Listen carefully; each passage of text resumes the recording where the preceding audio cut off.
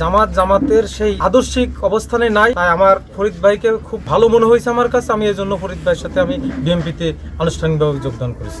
বাংলাদেশের রাজনীতিতে নতুন করে আলোচনা জন্ম দিয়েছে একটি গুরুত্বপূর্ণ ঘটনা। জামাতে ইসলাম থেকে এবং এনসিপি থেকে একাধিক নেতাকর্মী বিএনপিতে যোগদানের খবর রাজনৈতিক অঙ্গনে ব্যাপক আলোড়ন সৃষ্টি করেছে। রাজনৈতিক সূত্রগুলো বলছে, সাম্প্রতিক সময়ে দেশের বিভিন্ন এলাকায় জামাতের স্থানীয় ও মধ্যম সারির বেশ কয়েকজন নেতা বিএনপির রাজনীতিতে যুক্ত হয়েছে। কোথাও প্রকাশ্যে যোগদান করেছেন, আবার কোথাও নীরবে সাংগঠনিক সমন্বয়ের মাধ্যমে এই পরিবর্তন ঘটেছে বলে জানা যাচ্ছে।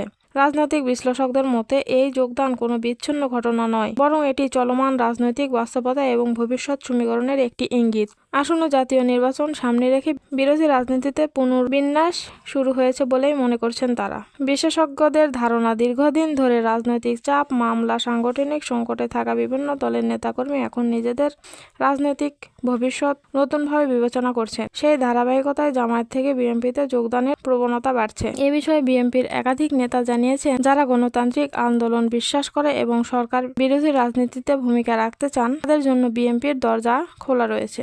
রাজনৈতিক পর্যবেক্ষকরা বলছেন, এই যোগদানের ফলে মাঠের রাজনীতিতে বিএনপির সাংগঠনিক শক্তি কিছু এলাকায় বাড়তে পারে। বিশেষ করে তৃণমূল পর্যায়ে ভোটের হিসাব নিকাশে এর প্রভাব পড়ার সম্ভাবনা রয়েছে। তবে একই সঙ্গে প্রশ্ন উঠেছে, এই যোগদান আদর্শিক পরিবর্তনের ফল নাকি কৌশলগত রাজনীতির অংশ? বিশ্লেষকদের মতে এর উত্তর মিলবে সময়ের সঙ্গে। সব মিলিয়ে জামায়াতের নেতাকর্মী বিএনপিতে যোগদান দেশের রাজনীতির নতুন আলোচনার জন্ম দিয়েছে। এই পরিবর্তন ভবিষ্যৎ রাজনীতিকে কতটা প্রভাব ফেলে সেটা এখন দেখার বিষয়। এই ছিল আজকের রাজনৈতিক আপডেট। পরবর্তী খবরের জন্য আমাদের সঙ্গেই থাকুন।